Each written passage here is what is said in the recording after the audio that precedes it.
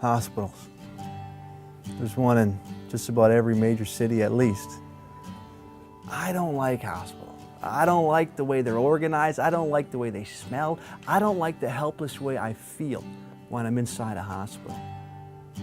Now, don't get me wrong, I know that hospitals are there for hope and for healing, but to me, they're symbols of pain and suffering, and I don't like pain, and I don't like hospitals.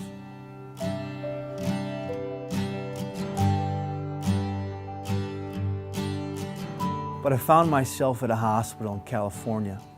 We were vacationing with some friends and we were at the beach that day, and my wife noticed a little bruising on my daughter's legs. Well, I didn't think anything of it, but to rule anything major out, we took her to a clinic in California.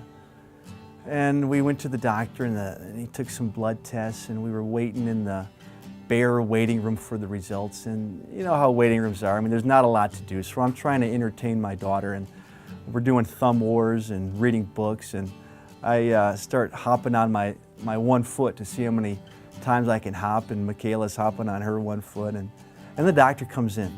We've been waiting for over an hour, and he said the words I'll never forget. He said, "I'm sorry, I don't have good news. The blood results came back and your daughter has leukemia." And I was shocked. I was stunned. That was the last thing I thought I would hear.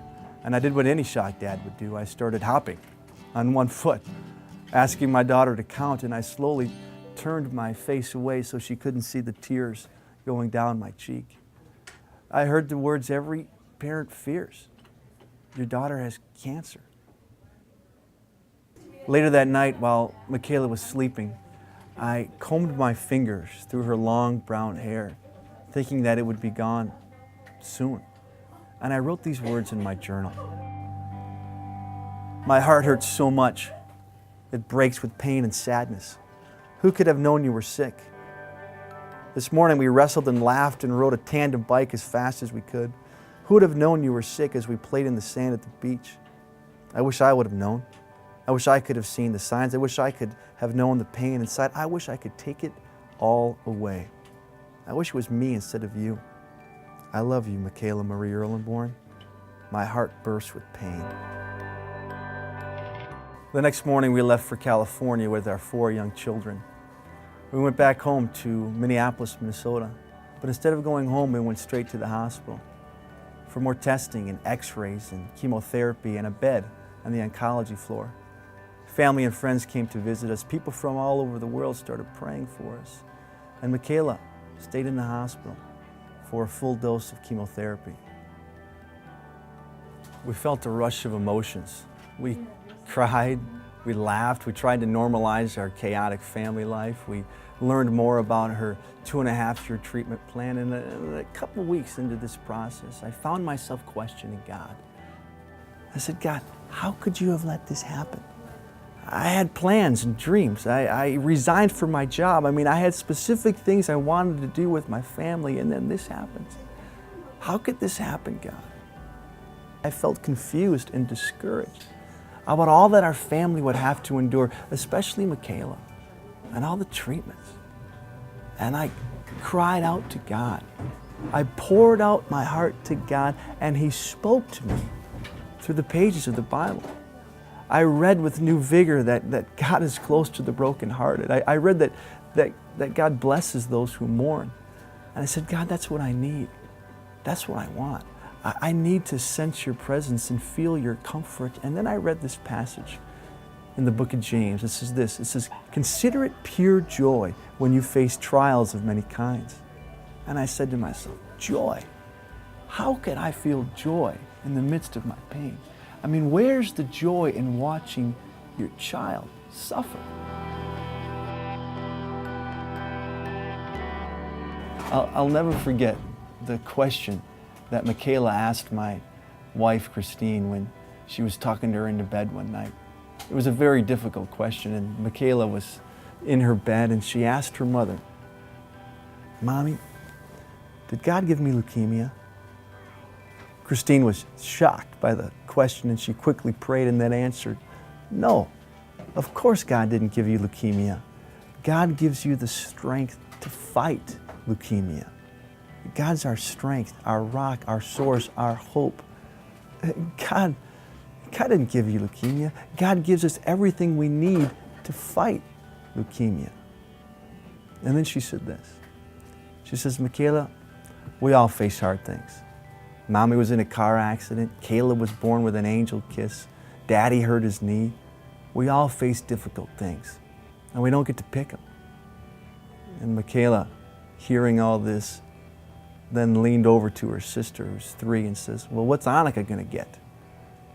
And Christine replied, Annika is going to get something. She's only 3. But we all face hard things, and we don't get to pick them. The passage in James continues, consider it pure joy, my brothers, whenever you face trials of many kinds, because you know that the testing of your faith develops perseverance. And perseverance must finish its work so that you may become mature and complete, lacking nothing. Without trials, we'll never become mature and complete, lacking nothing. Without trials, we'll never become the people God wants us to be, the people we want to be. Trials shape us, change us, define who we are. The good news of the Bible is that there's a purpose to my pain. God uses the trials, the challenges in our lives to draw us out and to make us better.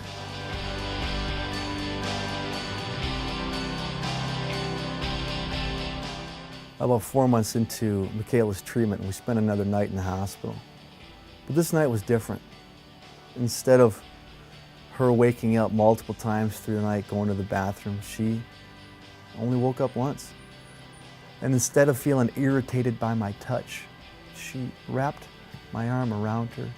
And instead of going to sleep with moans and groans and pain, she laughed and smiled.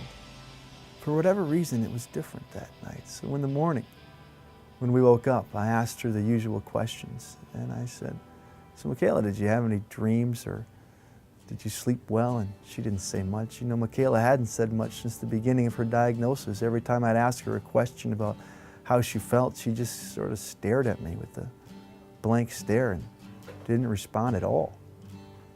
But last night was different. And I asked, I says, you know, Michaela, last night was a little bit different. Did you get more beautiful during the night? And she didn't really pay attention. And then I asked her, I pressed in a little bit more. I says, you know, Michaela, I really think you got more beautiful during the night. Did you get more beautiful during the night? And she looked at me and she grinned and she said, maybe. I said, yeah, maybe. Maybe God really does comfort all who mourn. Maybe there really is joy, pure joy, in the midst of our trials.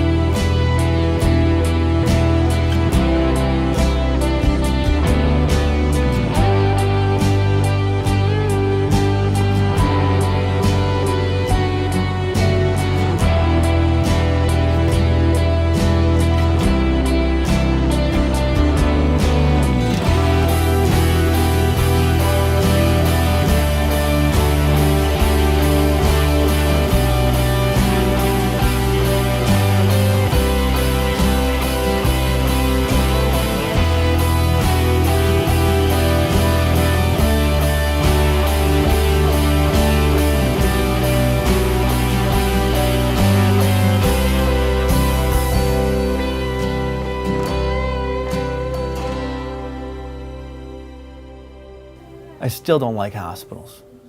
I don't like the way they look, I don't like the way they smell, I don't like the way I feel, but I do like what they produce. Hospitals, trials, suffering, pain, produce something inside of us that can never be taken away. Joy, hope, character. So consider it pure joy, my brothers and sisters, when you face trials of many kinds, because you know that if you persevere, if you lean into that until the end, you will become mature, fully alive, and lacking nothing.